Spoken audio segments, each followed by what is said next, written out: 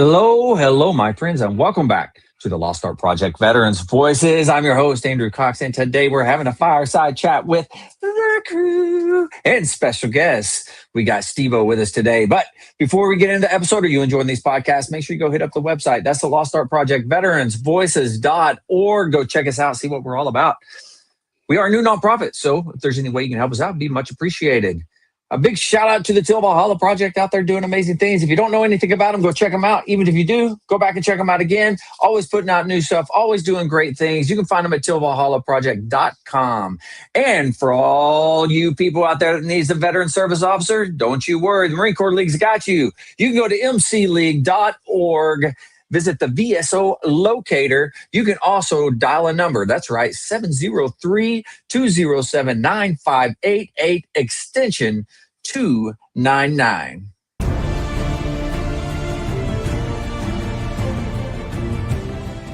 Are you a Marine veteran? Are you missing that bond you had on active duty? Then I have a place for you.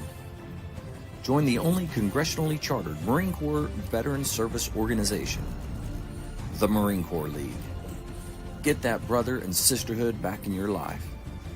Become one of the fewer, the prouder, a Marine Corps League member.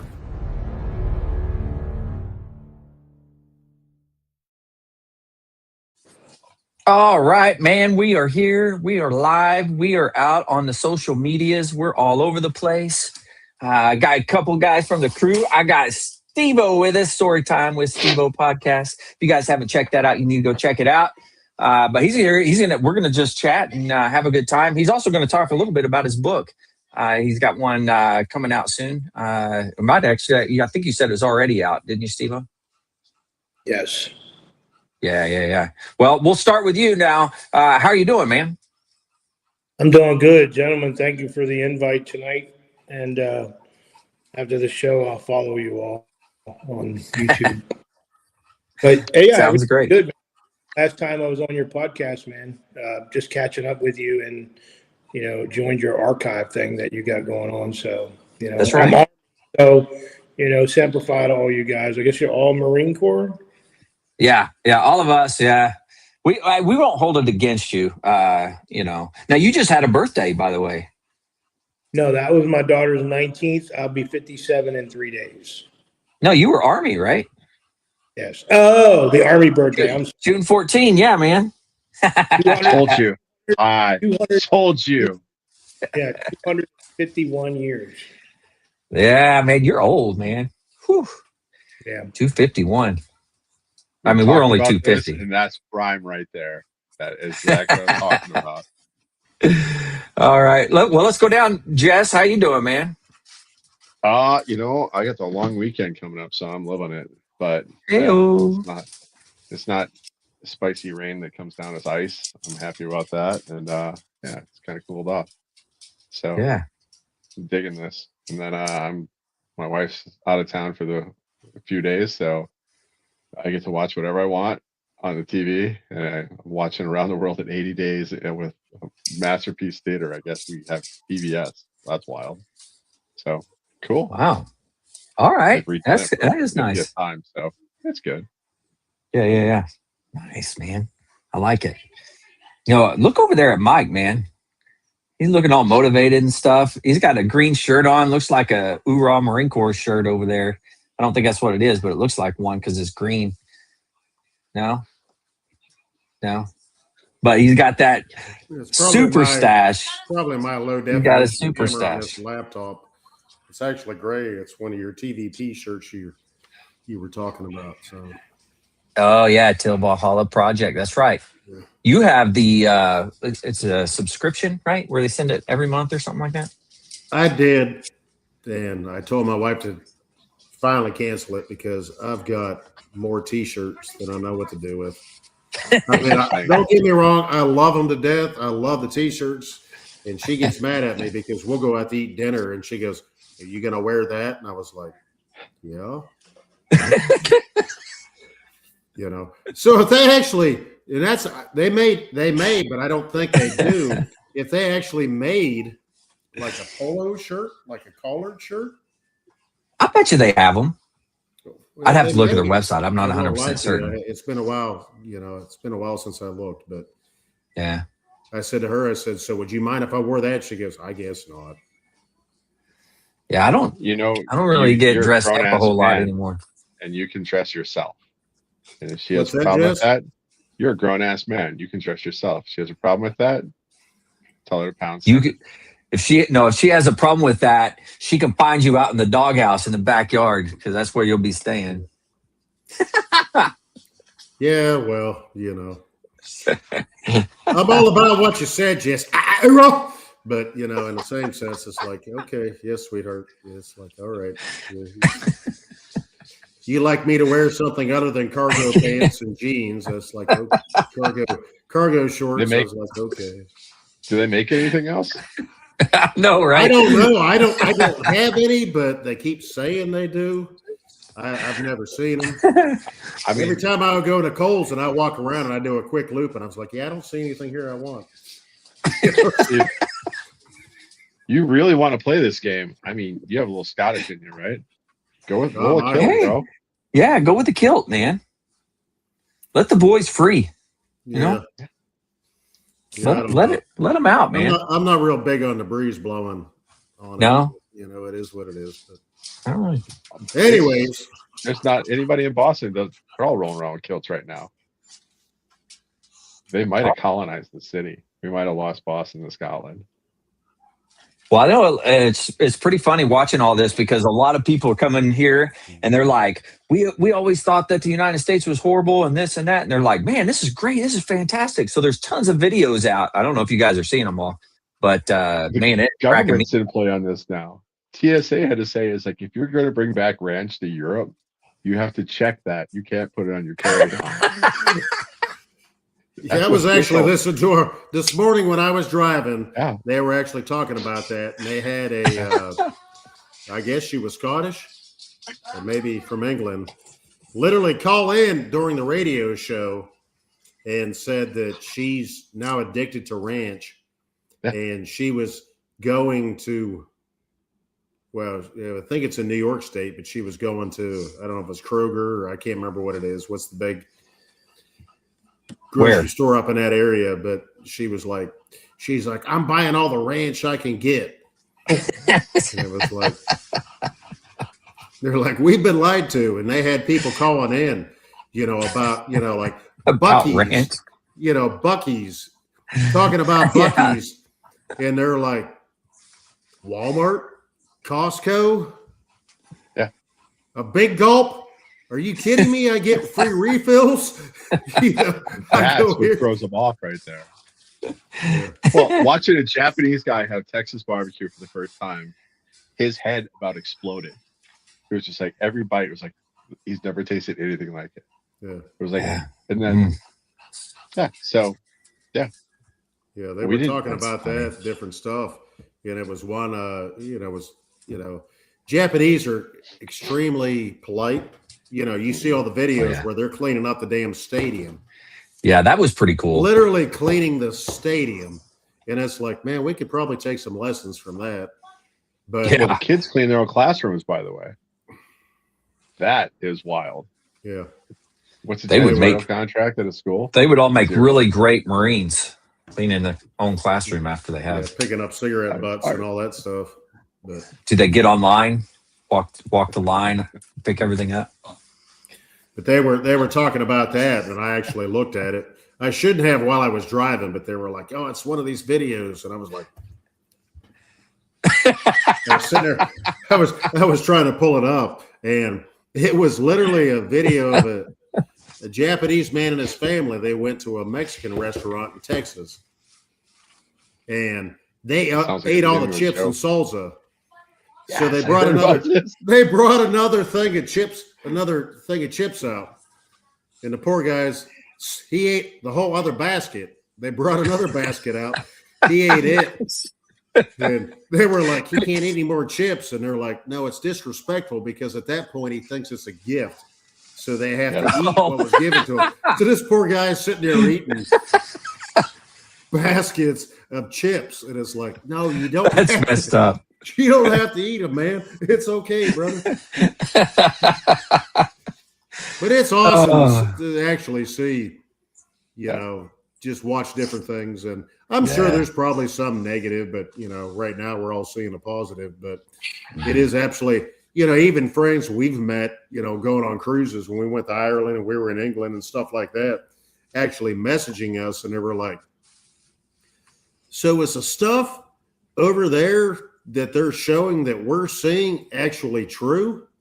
And I was like, what do you mean? And they're like, you guys aren't a whole bunch of gun toting, shooting, freaking, this and that. And I was like, well, the gun toting, I can't actually say yay or nay on that one. Depends on where you're at. They don't have an opinion because they've never done it. So their opinion is invalid. Yeah. But, it's like, we need to come to the United States. It's like, well, that's what we told you 3 years ago, but you haven't come yet because you all think we're a bunch of. It's good stuff. So I used to work at a gun shop and had a range attached to it.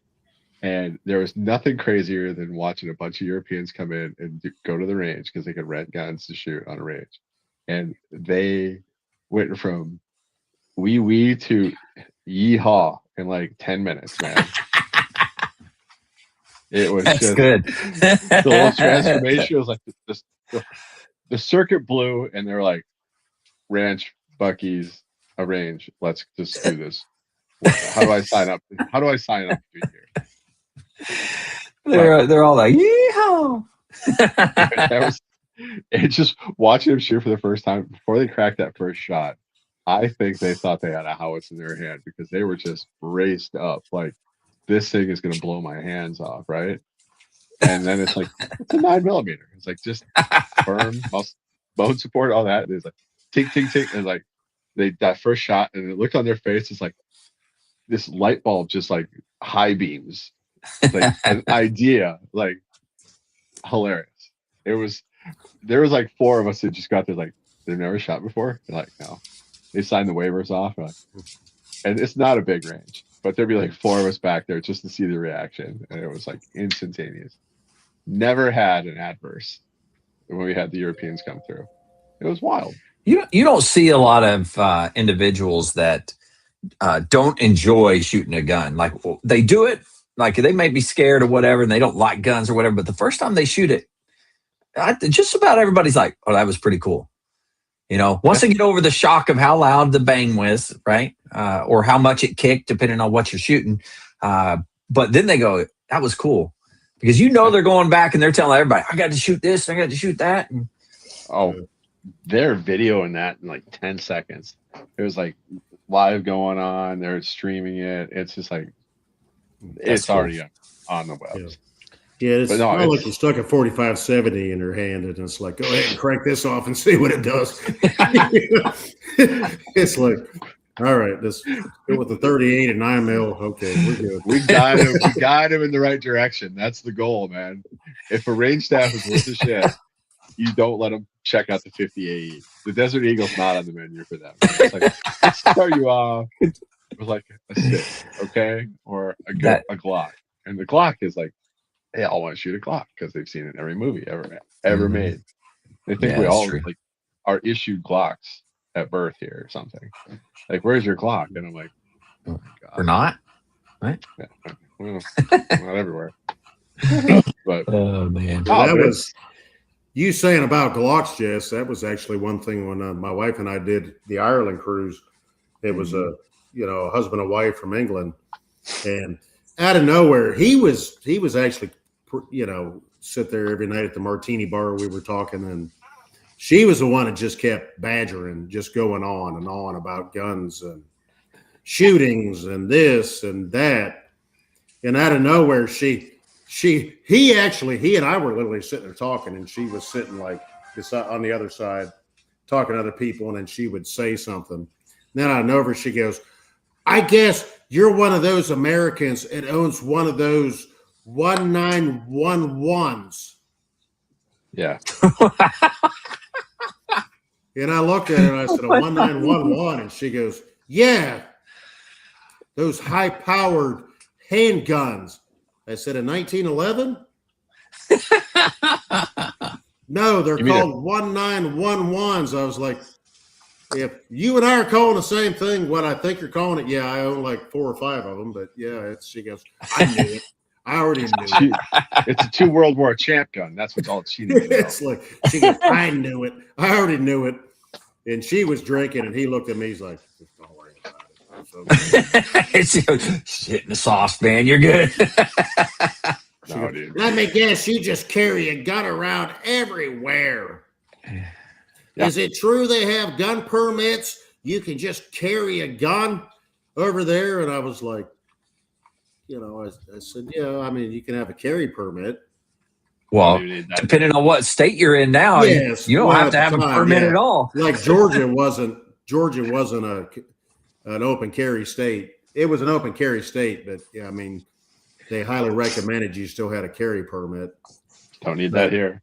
Constitutional Well, carry. we don't in Georgia. We don't anymore either. But it makes it a hell of a lot easier to buy a gun, a handgun. I can see that. Yeah. But she kept going on and on and on about it, and finally, I just pulled my wallet out, and Kelly looked at me. She goes, "Stop! Just stop." No. And I pulled it out. And I slapped it down the bar. I said, "Yeah, that's it right there." And she goes, "I can't believe it." So AJ. What was that? Yeah. What do you all think of the concealed carry on installations?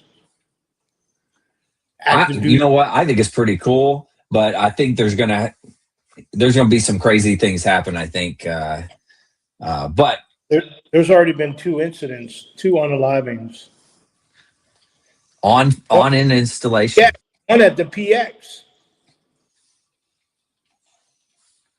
What? Yeah, you didn't hear about that?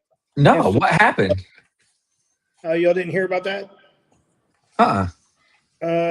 It just recently happened about maybe a month ago. I believe a soldier had an altercation with a subordinate, and a couple of them got pew-pewed at the PX or outside the PX in the parking lot. And then as soon as the DOW approved it, there was a shooting. Was it Bragg or was it Hood or Bliss? One of the two. There's been 2 incidents so far. Wow. No, I didn't know that. Yeah. So, because here's the thing, man. I mean, like, I saw at the beginning of the show, you have the 22 a day. Yeah. I feel that it's going to increase the numbers in the active duty side because, like, you imagine you get into some pissy altercation with your first sergeant or commander, and they'd be like, "Yep, we're going to throw you out of the Army, throw you out of the Marine Corps," and then you go out in the parking lot and unalive yourself in the parking lot. So, Now, everybody has to get approved to be able to have the weapon on the installation, correct? I believe it's under installation commander's discretion. I'm not a subject matter expert, and I only have a non-lethal. So, Yeah.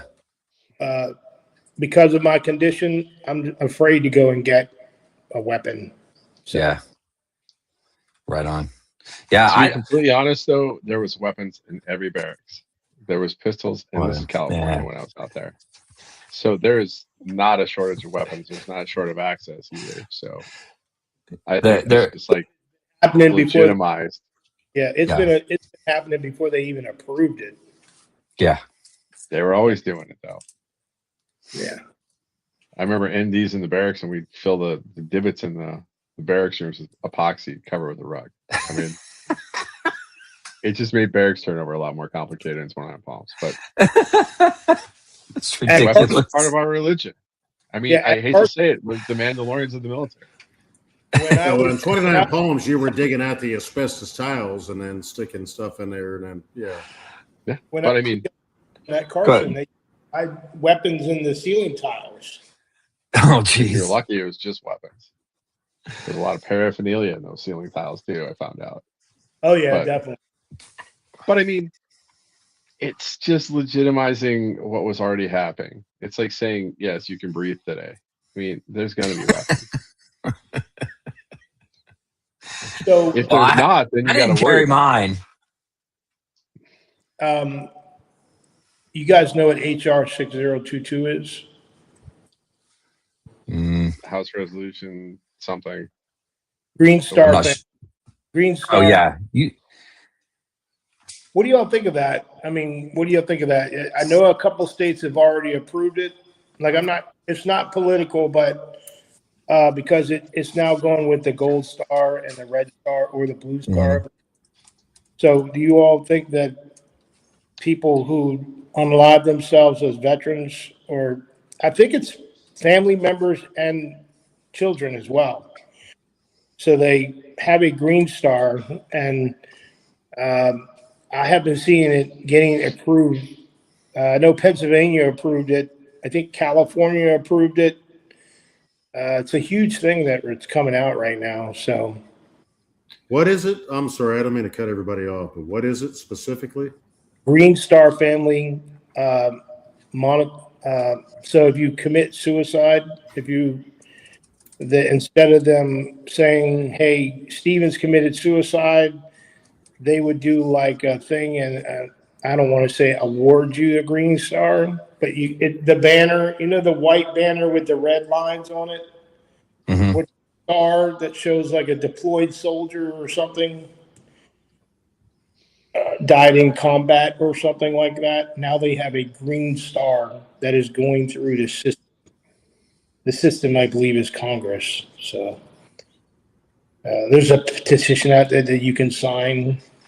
It's called HR 6022. I'm not a political guy. I'm not right or left, but I do believe that they should have something instead of going, "Hey, Stevens committed suicide yesterday."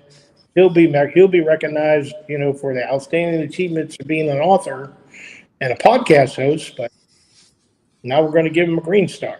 So Now, yeah. I'm losing track. what all Oh, do? Sorry, what all do they get? Like, what are the ins and outs of that? Do you know? Like, what are they getting for it? I don't know, because I know Gold Star, they receive money, right? Not Right. necessarily. But see, I've been doing some research. If you are active duty or a veteran and you unalive yourself in your home, the insurance don't pay for that. You know that, right? I've heard that. I mean, I don't know that for sure, but I've definitely heard that before. Yeah. I've been seeing that like over on the TikTok, people talking about people, you can't say the word suicide, but unaliving themselves. And I guess a couple people who have done it, like I believe there's a suicide clause in home insurance now. Really? Yeah, I don't have a home. I mean, I sold my home. I live in a room before I go out on the road and start helping people more, veterans. But Mhm. yeah, I've just been hearing that, I'd be curious to talk to one of those. I'm trying to get one of those Green Star people. They're always interacting with me. Thank you very much for your support. Like, just send it out like I sent to Cox. Yeah. But, there's stories on every day about service members or children that Oh yeah. can't fit in with the parent that came back from the battlefield. So I don't know. I know a lot of veterans have negative opinions about it. Some have positive opinions about it. So I don't know. I wanted to open it up because, like, I'm not sitting here at a computer, so I know some of you guys can look right on your computer while talking. So I'm gonna have to reach out to just shoot them an email and see if they Gold come on and talk about it sometime. Star Family hashtag or at Green Star Family. Very easy to find. They're very, very. They will respond to you immediately. Oh wow. So yeah. Well, yeah, I'm gonna have to do that. I have to look more into it because I just don't know the ins and outs of it really to be able to talk too much about it personally. But I mean, I don't think it's a bad thing. Everyone should be recognized for their service. Whether that's a good conduct, bad conduct, whether that's you got out in normal or you ended up unaliving yourself or something. I mean, everyone should be recognized that first and foremost a veteran. I just wish that these people would get more help, because a lot of these people that unalive themselves, they're not getting no help from the VA at all. Yeah. All right, I'm gonna soapbox for a minute on this, because this is something that's been pissing me off for a while. So, all right, first off, the color of the stars is getting about to the point of the color of the ribbons. So yellow ribbon, pink ribbon, green ribbon, I'm losing track. Now, red star, suicide, blue star, deployed, gold star, lost in action. And then we got green stars popping up too, which is about the same, but not quite the same as, because it's post 9/11. I'm just reading about this, but it's the same outcome. So I honestly think that we're hitting a point of normalizing it, and I don't. There's two aspects of this. There's, first off, we're normalizing a conversation about suicide, and I think that there should be a stigma attached to it, because I am just been down this road way too many times, and I'm kind of getting tired of it, and it really is getting to the point it's pissing me off, because even with support networks in place, even with all these things we're doing, they're saying it's making a dent, but I don't know if they're tracking the numbers the same way, because you can make numbers lie a lot. But if they would give us rosters with folks transitioning out, we could at least start the conversation. Because a lot of these guys, and I'm going to say this now, and it's an unpopular opinion, I can't validate it outside of my local region, but we have not shot a suicide funeral yet for someone who is actively engaged in an organization. It pisses people off when I say that, but there is some validity to it, even if they're just organized in the community outreach in any way, shape, or form. Because that's a good accountability. Point, there's all these things. There's something to go and do and be involved with, and accountability. And you start listing all these things: Lions Club, Moose, I don't know, Elks, Odd Fellows. I love the Odd Fellows. I'm an Odd Fellow. That will really kind of set your standard up to a little bit of a higher plane, because you got somewhere to be, you got something to do, and you're working toward a goal. And I think that's what we start missing when we start transitioning out. I mean, I can go down this road for a while, but that's my nickel. Well, that's the big thing. You're allowing veterans to be a part of something bigger, which they, whether they just chose to get out, whether they retired, whether they were made to get out, to give veterans a purpose again, just to be a part of something. And that's the biggest thing that I think, as veterans you miss.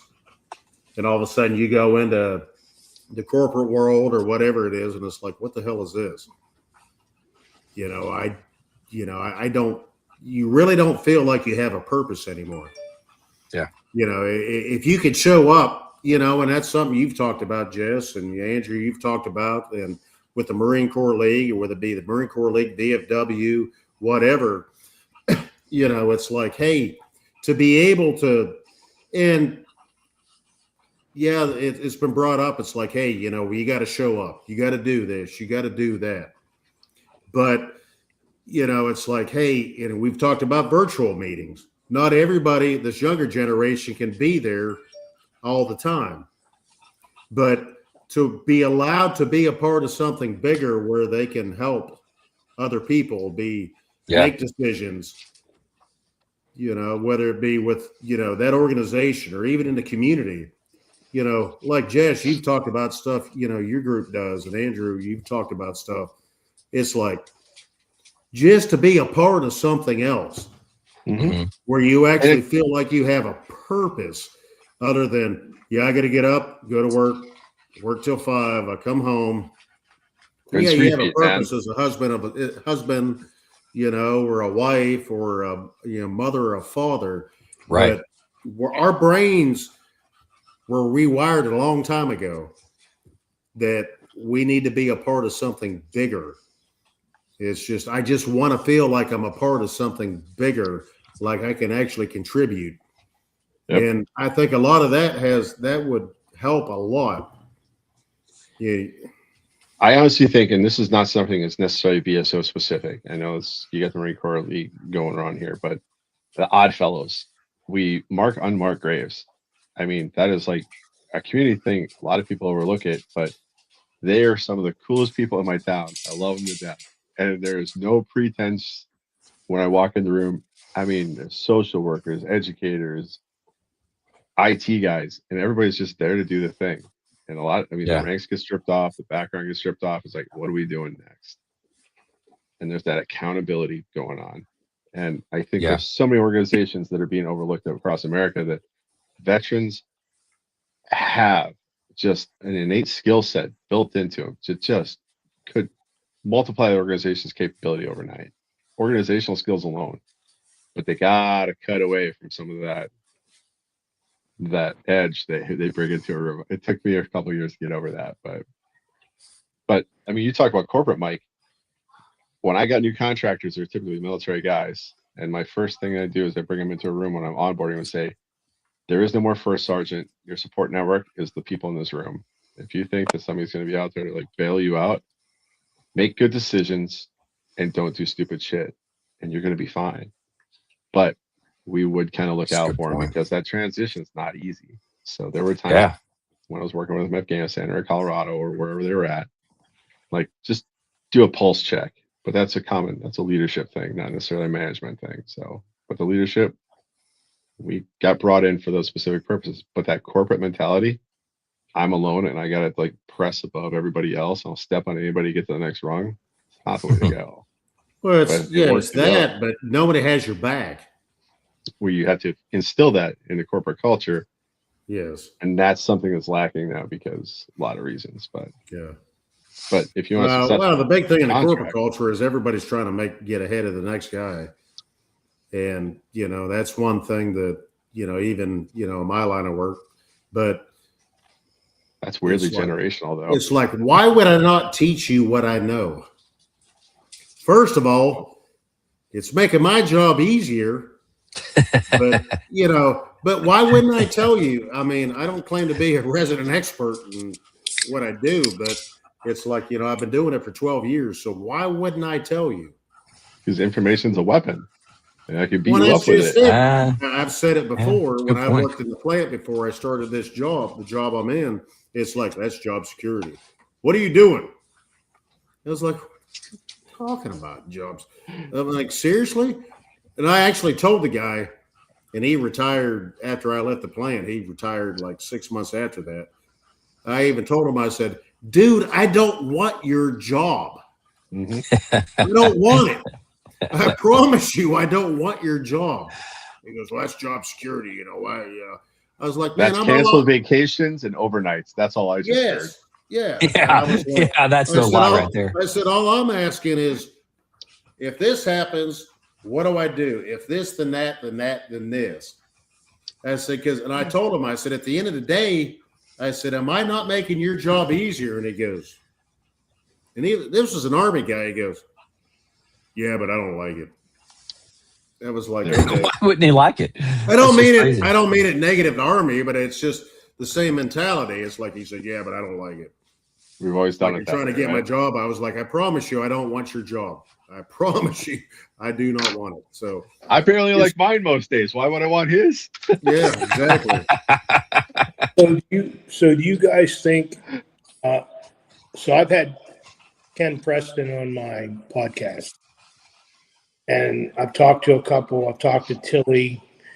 I'm talking to a couple active sergeant majors. One sergeant major has my audio book, The Broken Mirror, which is military transition, self-help, personal development. So I've noticed a lot of soldiers who recently got out will come on TikTok and blame their leadership for their failures. Now, the reason I say that is, I don't know what it's like in the Marine Corps, but like when I went to PLDC, Primary Leadership Course or Warrior Leaders Course, that's where you become a sergeant or a non-commissioned officer.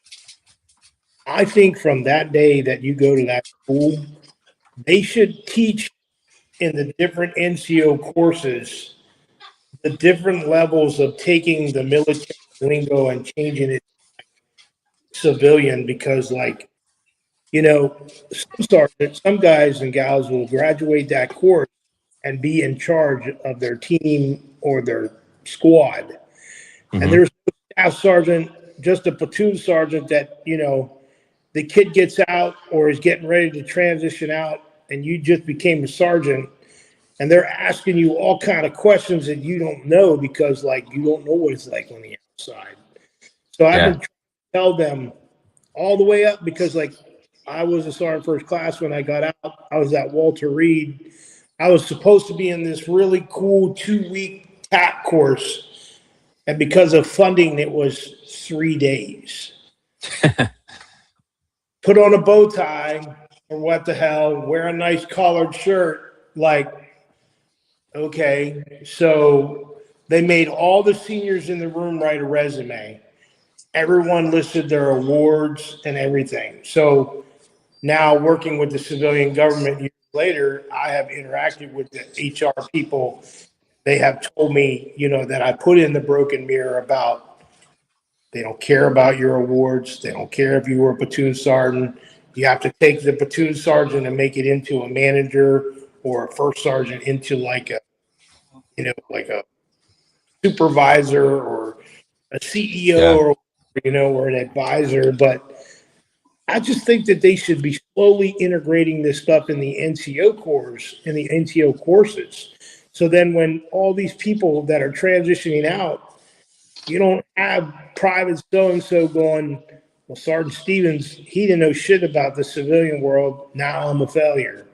But networking and education, I'm not talking about going to school, educating like we're doing here. We're all probably seniors, old school, you know, within the last 15, 20 years. But you have these new kids getting out, man. They have no direction at all. But I mean, thanks for like social media, they're doing something with their life. But I don't want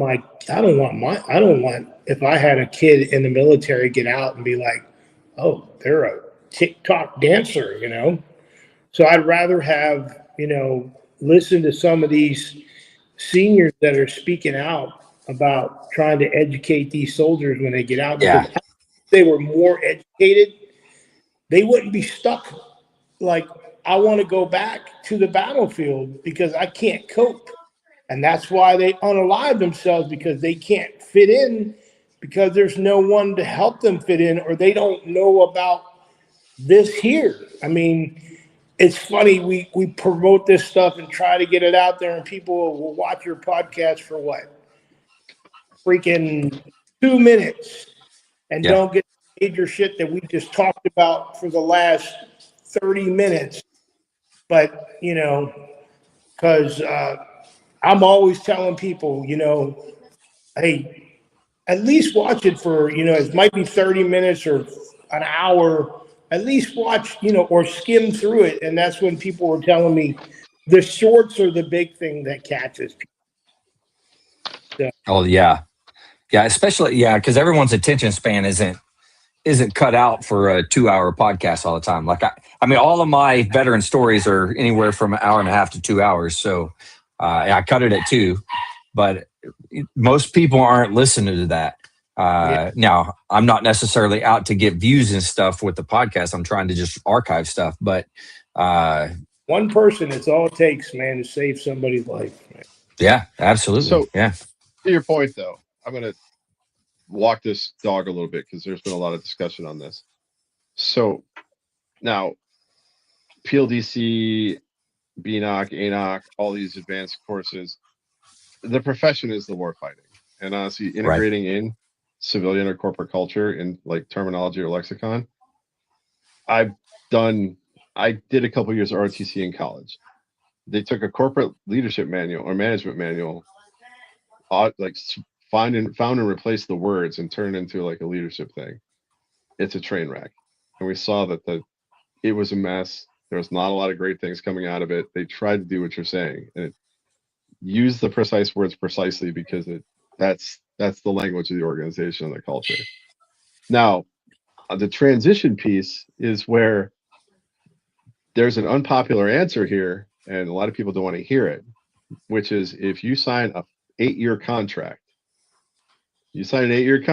right? So you do 4 years active, 6 years active, but there's an IR component attached to it, minus debt. there should be cohorts established across the country to reintegrate back in. And they should be everywhere there's an RSS, there should be billeting, some type of like get back in used to doing this. Find jobs, some type of accountability, not formations every day, not 7:30 to 16:30. Reintegrate back in. They spent how much time getting you into a system, right? Multiple years in some cases. They give you 2 weeks to transition back out. Bullshit. This is where Skill Bridge is trying to do that. I get it. It's an interesting program, but it takes a while to like wean yourself off of the detox. I mean, there's all sorts of ways you can say it. Because you're detoxing from an active military environment to slingshot. That's a good way of putting it, though. In the world. Yeah. Now this is, I mean, the World War II generations, they took that long, slow boat ride back from Europe, and they did occupation duty, and they kind of detoxified themselves coming from the war zone back to America, and they still struggled. We took a 1-day flight back, and we're like Afghanistan one day. The next day we're sitting in Georgia on the way back to like wherever we're going from Atlanta. Yeah. That might not be the answer. Somewhere in between there might be a better. But now I know the Navy. I'm not a Navy guy. My buddy, Sergeant Major Powers, was in charge of like 10 soldiers in Djibouti. I think it's Djibouti. When he came back, I was like, yo, we got to get together. He's like, we got to do this transition thing. He was locked down at Norfolk for 30 days. Whoa. Some of the first time was seminar. branches are demobbing or whatever it's called. But he's actually like a National Guard or reservist type sergeant. That's demobilization. It takes they built that into the orders, though. Okay. There's mobilization for 90 days, demobilization for 30 on station. And they have demo centers. Interesting. Mobilization, demobilization centers. I worked with that when I was in the reserves. For when soldiers come back active duty, like instead of them seeing their family, because when I came back from my 5th combat tour, and I wrote for the Center of Army Lessons Learned, I didn't have a weapon. So as soon as I came back, I treated my wife like she was the enemy, because I had just newly got married. I was single for 19 years, and her and I sat down and was like, look, you ain't gonna make master sergeant, so your ass needs to go to Walter Reed and get like fixed, because we got a kid coming, you know. Yeah. You don't know how to be. I didn't know how to be a dad or anything like that. Most of us didn't. There's not a manual. I still don't know how. I'm still working on it, man. No, but I mean, you start looking at this demobilization piece. There's a mental demobilization too. I was GeoBatch for about 2 years. And this is also one of those things they tell you when you start reintegrating back into your household. It's going to take a minute. And everything that she's been doing when you've been gone, you can't just jump in and say, I've got this. That's playing with matches in a magazine. I hate to say it, in a powder mag. Yeah. There's got to be a slow transition and a transfer of power at that point. It's not going to be. I'm not saying that, you're maybe, I don't care what anybody's dynamic is in their house, but, at that point, guess what? That woman had to be mom. She had to be dad. Yeah. She was carpenter, plumber, everything. Yeah, still working, whatever she was doing. I know my wife at that point was putting herself through nursing school. Still had to sit there, and she had to worry about trying to get through nursing school. But she was sitting there with homework. And one night my son decided he was going to go out and turn the refrigerator off. In base housing at Pendleton. She comes out the next morning in the refrigerator, there's like chicken juice running out of the fridge. And, she had to deal with stuff like, that's the stuff that she had to deal with. Right. And all of a sudden you get home and it's like, I'm just glad to be home. I'm just glad to be home. And I know that, and I'll take that, Jess, and I don't mean to, I'm not going to make it long, but it was in Pendleton. We went to the San Diego Wild Animal Park. Yeah. And it was that the drive-through? That one was, but we had won. It was the radio station down in San Diego. It was Jeff and Jer at the time, and they were handing out tickets for like the park at night or something like that. And I drove through and got tickets. You know, it's just they're handing out thing. You get a bumper sticker, you get this. Anyways, I got 4 tickets, so it meant the 4 of us could go. So we went that Friday night. We're walking through, and my son was showing his butt. He was just being a turd. Yeah.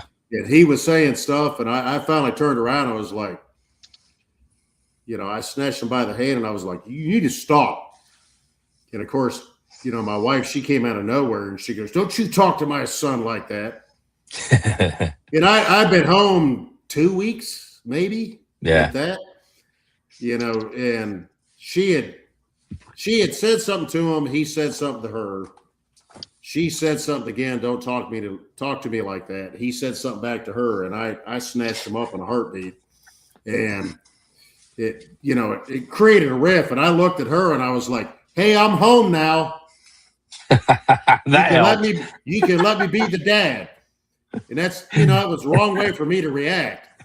Yeah. You know, after the fact, I know that now. But it was like, hey, I'm back. Back off. Let me be dad. You know, the man's home. And she's like, I don't need you. I've been doing this. And I was like, she didn't say another word. We got in the car that night, got back home, put the kids to bed, and walked back out. And I was, in the kitchen or living room watching TV. And she walked out and she goes, you and I need to talk. And I was like, well, we need to talk about it. She goes, you ever talk to me like that again? That's going to be the first thing. She said, I understand you're home. And what you said, Jess, is she's like, I've had to be everything. Just calm down and slow down. I was like, I never thought about it like that. So you're absolutely right, Jess. So my first trip to Afghanistan, I came back and my wife kicked me out of the house for like 10 days. It's like, go do something, but you can't be here. Dropped my bags off, spent a couple days at home, jumped on an airplane with Iceland, and just back for 10 days. Didn't know where I was going to sleep, didn't know what I was going to do, had zero plans because everything had been dictated to me, or I was running a schedule or keeping a schedule for a better part of a year. I needed to break out of like that headspace. So that's an easy, but there's a confidence thing there. You got to be confident in your marriage to pull that one off. But she's like, just go take a road trip. Go somewhere. Just don't be here for like a few days. Just go. Don't even know where you're going to stay. Don't even put a plan in place. Just go figure it out. And honestly, it kind of clears the mechanism a little bit for me, but it might not be for everybody. But no, I think it is. Jeff. So why can't, when you come back from those, it doesn't even matter when you come back from combat. I mean, like, got a lot of people that are taking their lives and they haven't even been to combat. Like, why can't the military pay for these nonprofits to snatch up? Like, do you guys know who Joel Trevera is? No. I know that name. He's the guy that got blown up in 2000. That's the guy you were talking about earlier, right? Yeah, he's the guy. Okay. Podcast. He lost the lower part, I believe, of his right leg underneath his knee. Burned 70% of his body completely. You think that held him back? I mean, that dude is going like nonprofits are helping him go to like hunting things, fishing things. Like there's also stuff out there, Operation Outreach for spouses and stuff. Yeah. Like, just do all that stuff. Man, it's going to make me swear now. Why can't they make them do all, like when you get out of the military, why can't they have something set up instead of like, okay, why can't they go on a trip? Like you said, you went to Greenland or Iceland, right? Iceland. Yeah. So why can't the husband and the wife or the whole family, why can't they be like, okay, you just got out of the military after 20 years and you don't know what the hell is going on in the civilian world. So why don't instead of like, spending the money on a funeral, they send the family on a trip, Like, because if I would have taken my family to Iceland, I would have left them there. I needed to do it by myself. I yeah, needed to Yes. find my own path. That's exactly, Jess. You hit it right. Yeah. Why don't they just take the veteran then? We'll change it up. Why don't they just take the veteran? You know? Well, I'm Well, it would there's be enough more. senior leadership out there as like these organizations. You're absolutely right, man. well, you You meet know, one There's veteran, you tons met of one veteran. organizations. There's not a cookie cutter solution in any of this. Oh yeah, And yeah, it's I'm true. kind of getting tired of pretending that there is. There never will be. I was on AJ's podcast a couple months ago. And so I'm not here to brag because I don't usually talk about this, but I'm an award-winning author. I've written the Mirror, the Broken Mirror, and No Filter.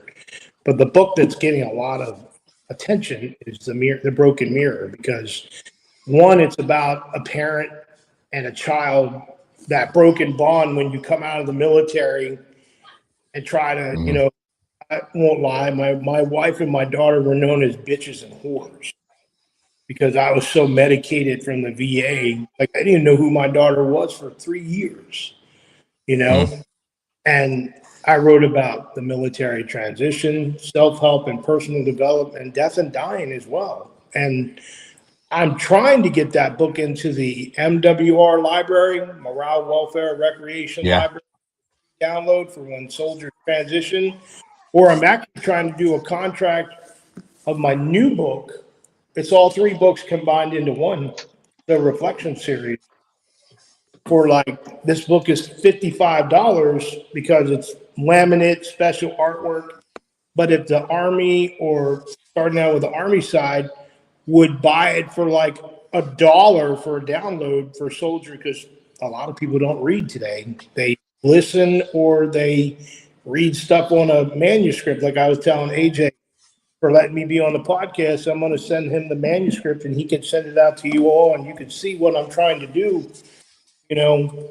But I'd love for them to buy the book I'd sell the book for $1 if it's saving lives. I know that the Broken already saved 3 people's lives and they were veterans. So, and I'm getting ready to go out in October on a purpose tour. Like, I'm networking with installation sergeant majors and garrison sergeant majors to just go to a theater. And if anybody's transitioned, I don't care if it's 300, one person. You know, what is your purpose? Do you have a 5-year plan? What's your transition going to be like? Is it going to be all green and grassy when you get on the other side? No. And how about mental health and suicide as well? You know, that's what I want to talk to people about. And I'm doing it absolutely free until someone goes, hey, we want to hire that guy to come over here and talk to our organization. But using all my retirement money and stuff from selling books to go out on the road and try to talk to people, because, like, man, I'm tired of hearing some of my friends that aren't here no more, man, because they can't fit in. After 20 years, they still can't freaking fit in. Yeah. You know? It's true. So, I didn't make my marriage last 10 years, man, with no intimacy, man. I stayed because of my kid. I was suicidal in 2014 and 2024. So, and I hope that what we're talking about here helps at least one person, man. I really do, man. And even the people that,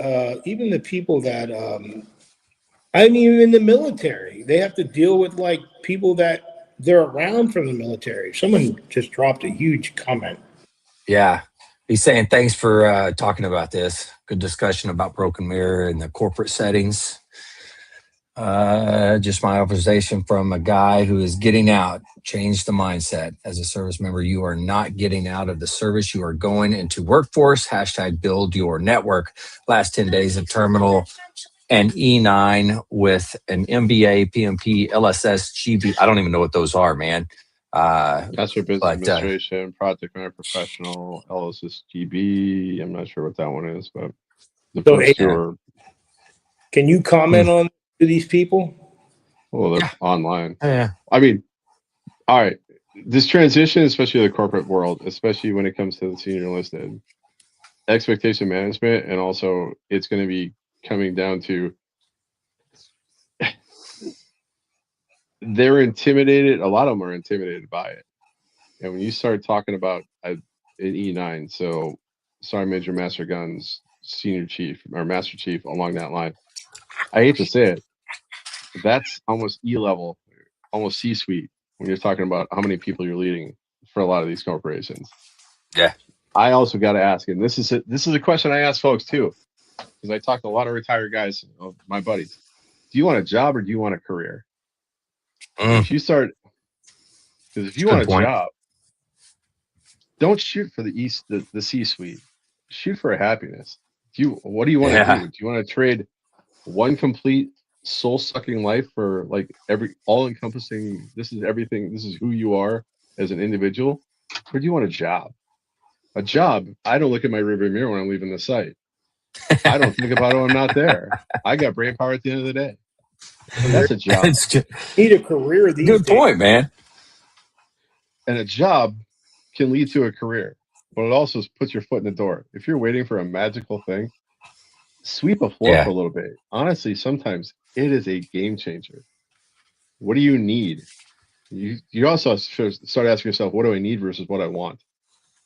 Yeah. If you can't figure that out, do basic requirements management. What are my requirements to live? Right. 5-year plan, man. It's not even a 5-year, because 5 years is going to change in 5 months.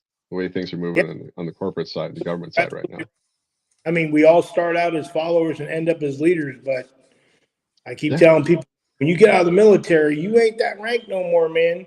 And if you start ranking that shit, they're going to fire your ass and get somebody else in the wagon wheel, man. I mean, it's fun to watch on TikTok or the shorts and stuff, like veterans in a corporate workforce. And a lot of that is, there's a lot of folks who have not done us any favors on the other side. They walked into a business and they just completely smoked everybody in there. And they're like, we're going to step away from hiring for a minute. Look at your ESG, the ESG awards. They're the ones who hire vets and they're supportive of the military. Those companies are looking for vets. And do something outside your skill set for a little bit too. Broaden it out. I mean, there's a lot of things I can go down to, because I had to do this 10 years ago. I fragged my career, and breaking back into the workforce, it takes a minute, and you got to give yourself a lot of grace. And you might put in 25, 35 resumes, and you might get one interview. And we're shit at interviews, by the way. Oh yeah. and then now I interviewed with the police force in town after working intelligence in Afghanistan with Scotland Yard, a new Scotland Yard inspectors.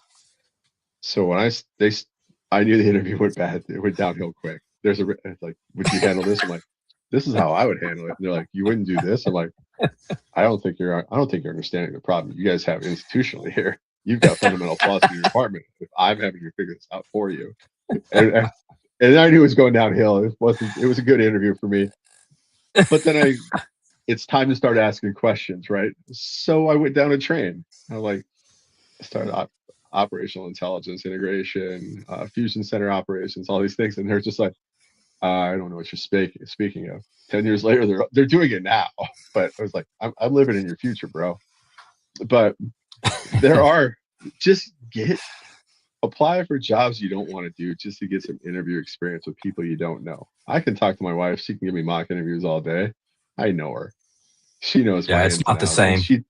It's not. It's like playing t-ball, man. I'm hitting playing t-ball, and then you're going up to bat in the majors. And Shohei's throwing me heat, and I'm like, okay, I'm whiffing on everything. But I mean, there's also, I hate to say it, and this is something. All right, depends on where you're at. He's an E9. Is from getting on. I would honestly say, and this is a great place to start, do substitute teaching for a couple months. Just kind of get back into it. That's a good point. Troops to teachers. Every school district. Oh, I think that's dead actually. But every school district in America needs sub teachers. Yeah, I think they killed it. But, yeah, my buddies. I mean, there's a lot of opportunities out there. Volunteer. These organizations we've been talking about. I'm Oddfellows. I had a meeting last night, so it's on my brain. The organizations, I'm sitting in there with Chamber of Commerce folks, teachers, social workers, folks who do the business. They all know somebody. The network grows. If all I'm doing is moving to a town and shotgunning resumes all day long, I'm going nowhere because I'm an unknown commodity and I got a outside state or outside the area stamp. It means I'm fluid. Yeah, that's a I'm good not point. necessarily going to go anywhere. You got to put roots in. And putting roots in is a hard thing. You got to let them grow too. Take the shit job, but you just get a It job. takes time. That's another thing It's that socialization skills too. yeah, it just takes time, man. You gotta, and you can't be me where I for a long time I was just sitting in the house. I wouldn't go anywhere. I wouldn't do anything. I was doing the podcast, but I wasn't going anywhere. Now I'm doing better and I'm able to get out and do stuff, which is great. But that's part of it, man. You got to get out and do stuff. You got to talk to people so you can set up a network so you can know what's going on. Like you said, put up roots or put down roots, not pick them up. You don't want to pick them up. Build a platform. Here's the other build a piece, platform. and I can go on this for a stream for a while here, but I hate to say it. You got to organize your own life first. And the first thing I did is I've been carrying around 40 boxes of shit I don't open when I just from house to house to house to house.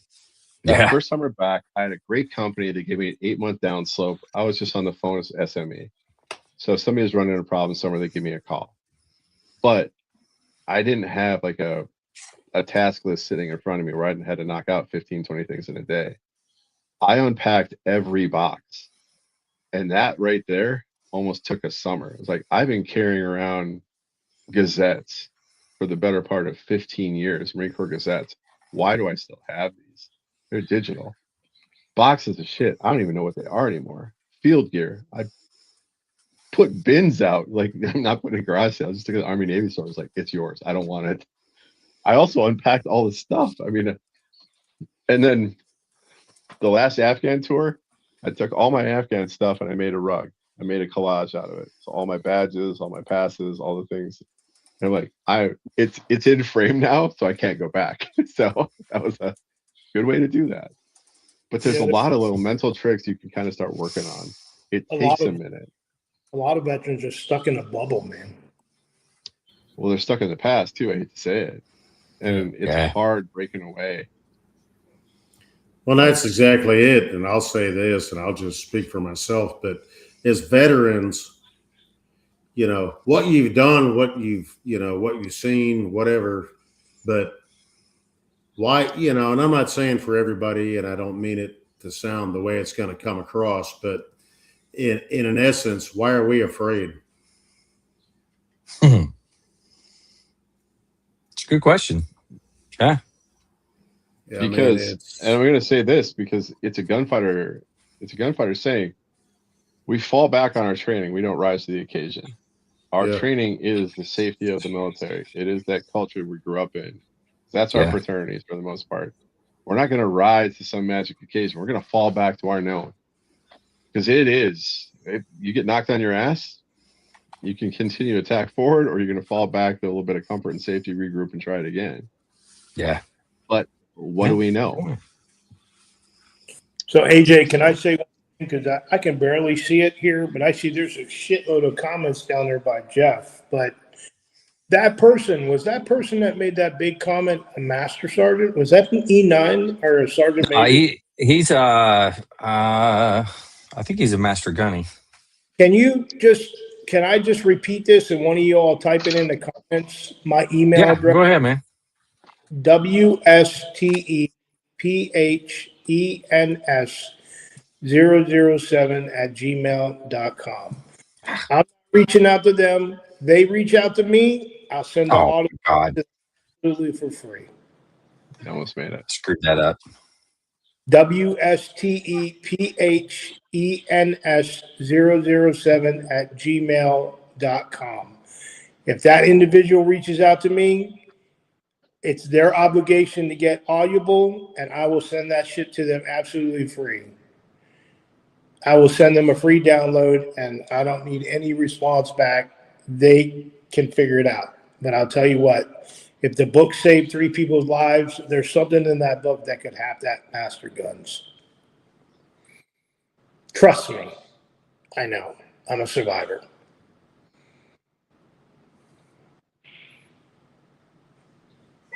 Yeah, but it takes a minute. I think that's the answer nobody wants to hear. It's going to take a minute. Yeah. And grace. Learn to give yourself some grace. Ooh, that's a big one, dude. Are there any Yeah. Are there any comments? I mean, is there anybody making any comments that we can ask? It was me. I made comments after Amos. I actually served with him. I had to look up who it was to make sure, but yeah, I served with him. Drill instructors. We were drill instructors together, actually. So, but yeah, you get ready to retire. Thank you for the service and that big ass comment. So, oh, here we go. Somebody's listening. So, yeah. He said we were on the depot together, doing all the things you're saying, and then some. Skill Bridge program get gov kickbacks now. Oh, nice. Okay, corporate is a bubble with some killer gardens at the gate. Yeah.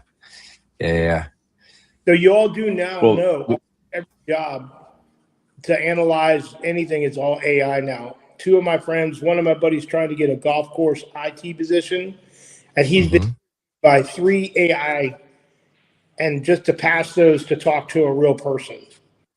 Really?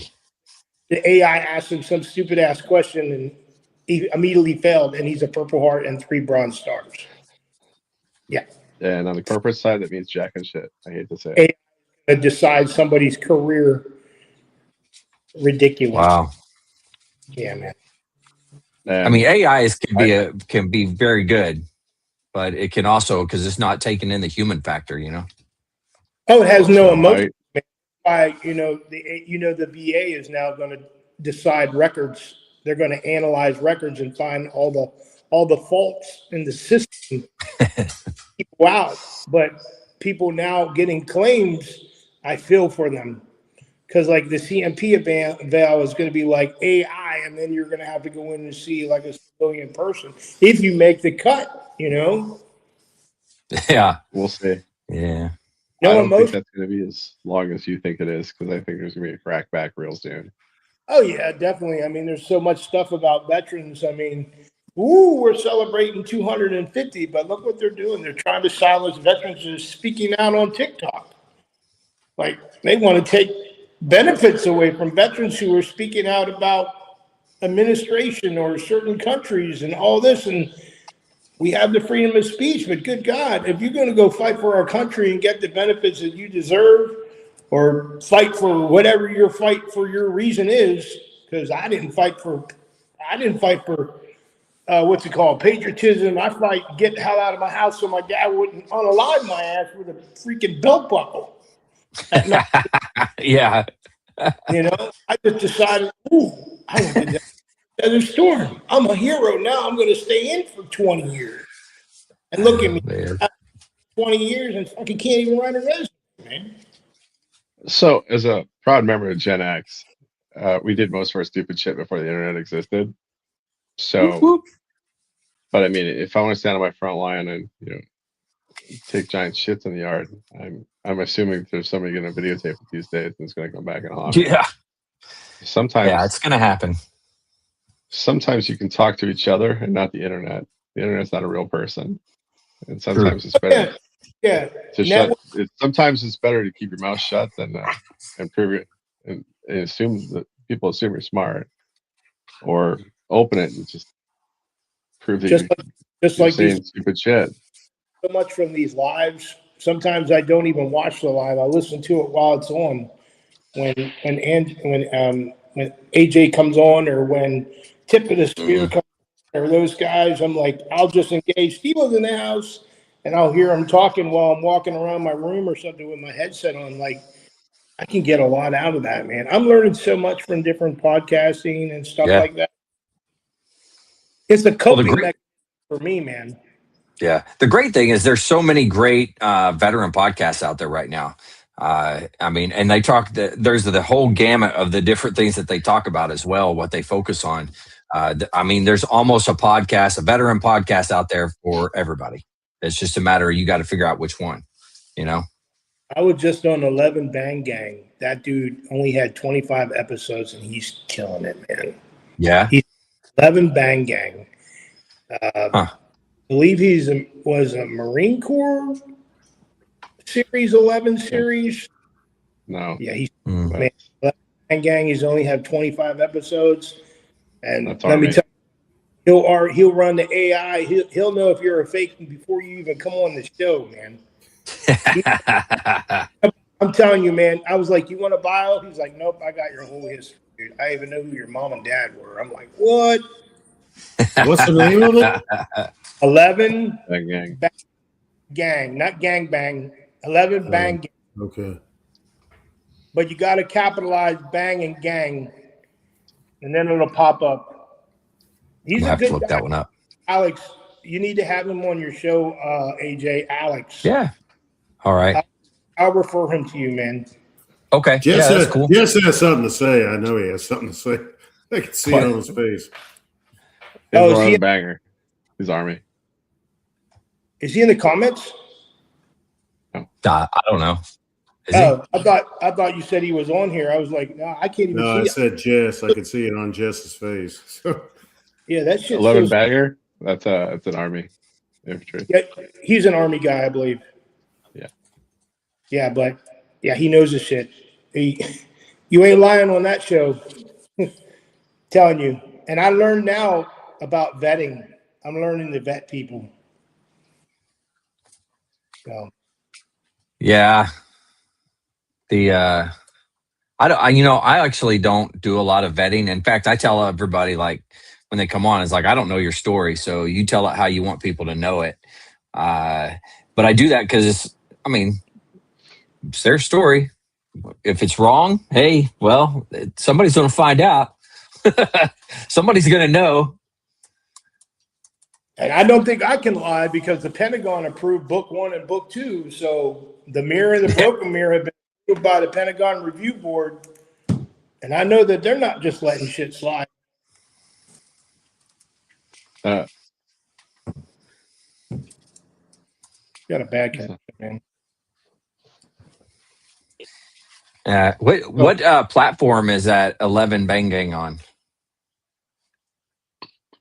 Do you know? He's on YouTube and Spotify, man. Is he? Okay. I have to look him up later. It's orange circular logo. Okay. Yeah, I'll take a look here in a little bit. Stevo to him, man. That dude's amazing, man.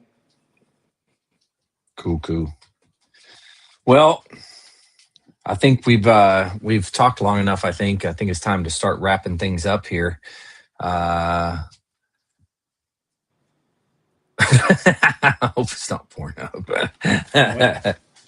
He said, "I hope it's not Pornhub." Well, I know. Communications is going out on this. When you first said that, I was like, okay, 11 bang gang. You're like, oh yeah, I ran into a unit in Afghanistan that was running around with that. I'm like, I had a T-shirt and everything. I was like, oh god, these punks. So, hey, can I push my book before we go? Oh yeah. Go ahead, man. So, I write about mental health and the struggles of veterans coming off the battlefield. I've been there, and believe me, I've been in Walter Reed for a whole year in the Wounded Warrior Transition Unit. So, inpatient, outpatient psych. Started out with 10 bottles of pills a day, 48 pills. Now I'm down to 3 pills, 3 bottles. I've had the same psychiatrist since 2008. And if it wasn't for him, I probably wouldn't be writing these books. So this book right here is the last of the legacy. So it's a special hardback, laminated, got cool freaking, real quick, I'll show you here. Really cool artwork. Have you go from the battlefield all the way to the back where the dad and daughter walking off into the so-called sunset or whatever, to the deep forest. No characters, just me and my daughter, and the truth very raw. It's $55. The ebook is out there for like $6. It's not on Amazon yet, but it's on Barnes and Noble's, Walmart, and Books A Million. But yeah, if anyone's struggling out there, my email is in the comments. Reach out, tell me your story. I don't send my audio book to everybody, but if you are struggling and you ain't got the money, I'll send you the manuscript, Just my shit is copyrighted, so don't be trying to write a book out there on my shit. But I really appreciate y'all giving me the time and interacting with you guys. I just hope that, I believe mental health is a life sentence without parole, because with all the therapy and shots and all that stuff that's coming out, demons are forever, man. And Yeah. truly, people that are listening know that demons are forever. So if we touched one tonight, man, we did it, man. So I appreciate you all having me on tonight. I hope I can come back in the future. So Yeah, man. You're welcome on here whenever, man. But thanks for coming on and chatting and sharing your book and all that stuff with us too. Appreciate you. yeah, man. And story time with Stevo, where can they find that? Oh, you mean the podcast? Yeah. So I'm on my Facebook page. So really all you have to do is go to, so I have an official website that I built. It's called Story Time, Time with Stevo, Stevo 69. Get your heads out of the gutter. I was born in 1969. And it has all the books. It has the story at the bottom. It has the link tree. It has the YouTube link at the bottom. And Nice. yeah, and there's a contact thing if you want to reach out and talk. I'm also on TikTok under Storytime with Stevo. I go live once in a while, but there's so many veteran communities out there. The three biggest communities four communities are author, Gen X, G7, and freaking veteran community on TikTok. I don't sell shit there, but there's a lot of senior people that are on TikTok that are trying to go after soldiers that are trying to monetize. Don't monetize if you're a duty soldier on social media. You will get caught, believe me. Big Brother's watching. Yeah. So Yeah, that's a good point. I'm just going to keep my mouth shut, but thanks, brothers. Yeah, man. Thanks for coming on, dude. All right, Jess, you want to give us a book report, man? What do you got? First, I have a story. So, okay. If you don't know who Terminal Lance is, he was a Lance Corporal we had in our section over in Hawaii when I worked over there, and now I guess he was the Twilight Parade at the barracks, guest of honor from the Sergeant Major of the Marine Corps. So he was, that was wild. So little Max is out there doing his thing. I don't know if you guys saw, but the comment I coined him, and he doesn't have a coin. I don't know if you heard about this, but he has a condom. So he's got a condom with his own Terminal Lance wrapper on the inside. It's a comic. It's like the judge, the paternity says, "It's that you're not the father." It's like, yes, that's what he gave the comment on. So I just thought that was good. The most Lance Corporal shit I've ever heard in my life. So passing that along. All right, oldie but a goodie. Tony Zinni, The Battle for Peace, and this kind of was a precursor as a run-up to the 80s or the late 90s when he was a CENTCOM commander. He was the CENTCOM commander for Tommy Franks in the invasion of Iraq. So if you're not familiar with Tony's story or Tony Zinni or General Zinni, he was a Philadelphia bulldog. I mean, this guy was old school tough. A lot of great stories. If you don't remember him, that's kind of his picture. I think Mike, you should remember him. AJ, I think you might have caught the end of him. But amazing mind. He was an advisor in Vietnam. I mean, he was just all over the place. The Zinni stories I've heard over the years, especially in Somalia, are amazing, and they read a book in and of themselves. Like, Muhammad Farah Adid, you familiar with him from Somalia? Mm-hmm. He would frequently have meetings with him, Tony Zinni or General Zinni and Adid, before the Black Hawk Down thing kicked off. So that was back when the Marines were running Somalia on the security side, but great stories. But the CENTCOM piece, he's an amazing writer. He's an amazing mind, especially when it came to foreign policy. It's a little bit dated because this came out a few years back, But if you get a chance, it kind of gives you an idea of what foreign policy looks like with a military in mind. I just highly recommend it. Anything by Zinni is going to be a good read. But The Battle for Peace. So that's my book. It's an oldie but Very a goodie. cool. Loving it. Loving it. All right. Well, you know what, Mike?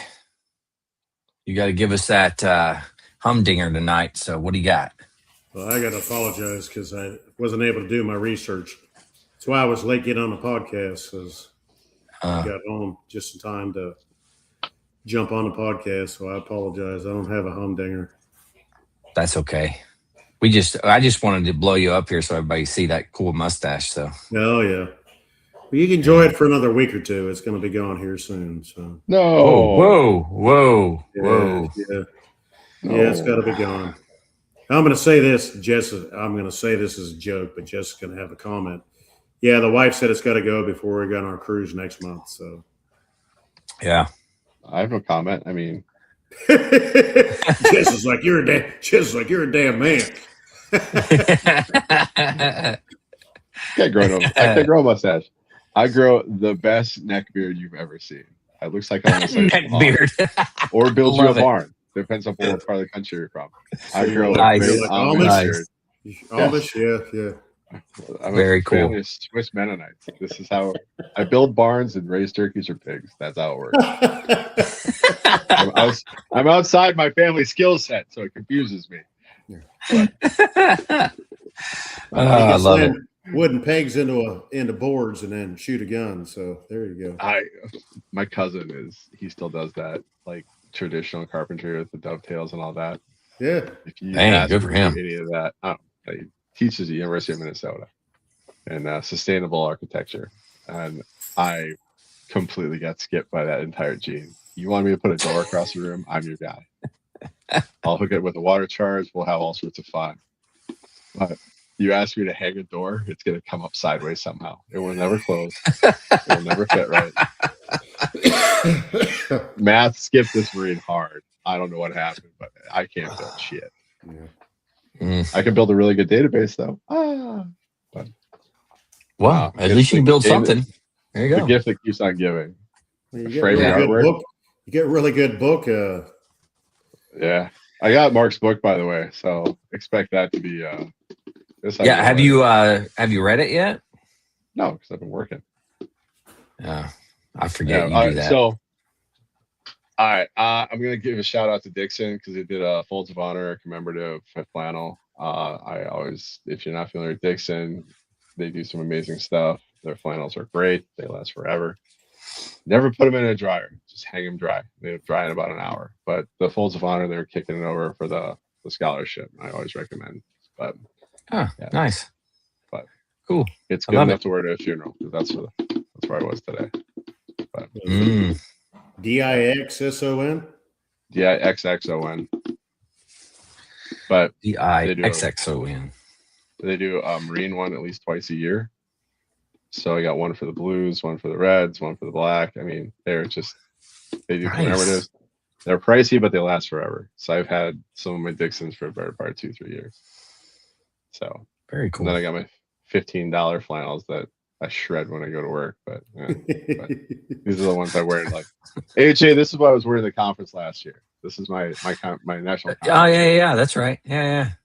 I wear these. I remember you wearing a flannel. Yeah. And then along that line, you were talking about Mike's shirt. I got my Fox 27 shirt on too. When they're holding up, it's a historical one, so that's back from that. From I like it. The Frozen Chosen. So Frozen Chosen. Man, those guys went through so.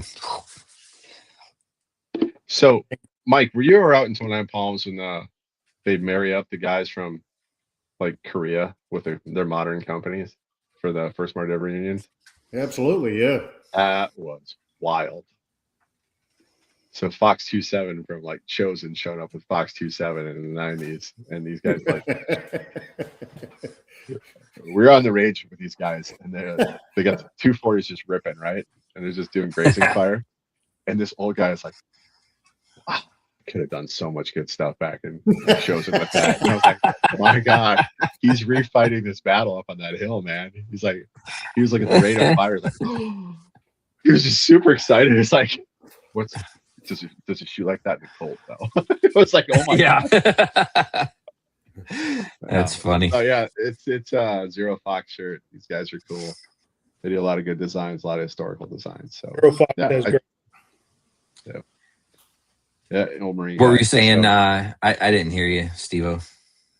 Zero Foxtrot has great apparel, and so does Grunt. Oh yeah, Zero that's Fox. true. Yeah, they have some pop stuff that's pretty interesting. Like I got a Nemesis shirt from Snatch. So it's the pig farm. So and then Inglorious Bastards. So it's got a big oblige on the top of it. It's got a Bowie knife. Inglorious Bastards. Oblige. Yeah. So we walking through like a mall or something around town or around like a store, and a guy will just like look at me, kind of smile and nod. Like, that's right, he gets it. Oh man, I love it. Yeah, we did one of those, Jess. I know you're trying to get off here, AJ, but you know. Yeah, we're gonna have to wrap this up. I apologize. Well, let me just say this because everyone's go ahead. Out of it. But we did one of those. I think it was in 94, 95. I don't remember one of those years, and they wanted the band to go play, and they went out to the range and came back. I don't remember. I don't remember unit. I don't remember anything. But it was like you're saying, Jess. You know, it was these older guys coming in and all that stuff. So they wanted. We sat and played in the theater on base in 29 Palms, and they were playing and all that stuff, and they're all sitting out there, you know, listening to everything. And you know, it was a base-wide thing. And we played, you know, Armed Forces medley, obviously. But we got to Semper Fi, and we're playing it. And it's like, and you're United States Marine Corps. We started playing Semper Fi, and this old dude jumps up and goes, Semper Fi my ass! Yeah. It's like, and it was like, you start laughing. You know, it's like, really? Wow. Like, Simplify my ass. Oh, that's good. That was a Lance Corporal back in the day. That's what Probably, that was. Yeah. But he was there. Sure.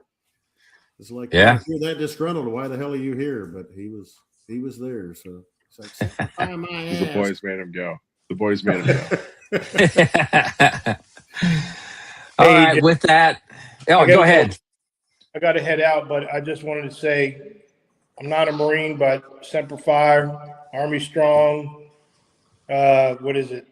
When I came in, it was be all you can be. And that's right. Anyone that dropped a comment, thank you for the engagement. That's the most important thing, engagement. So. Yeah. Cool. Thanks, Stevo. Much appreciated. All right, I'll go ahead and wrap it up. To everybody out there, if you're struggling, need help, anything like that, don't forget the VA does have some good resources. You can always dial 988, press option 1. You can always text 838-255 or go to veteranscrisisline.net, click on that chat icon. Any of those options will put you in contact with somebody that can help you out. But remember, one veteran life loss is one too many. I care about you. The crew cares about you. Stevo cares about you. The whole veteran community cares about you. So please reach out for help. And if you're out there, you're not struggling, reach out to the buddies you served with. Ask them how they're doing. If they need that helping hand, please give it to them. All right, fellas, one last time, thank you very much. To everybody out there, stay motivated. Change your socks.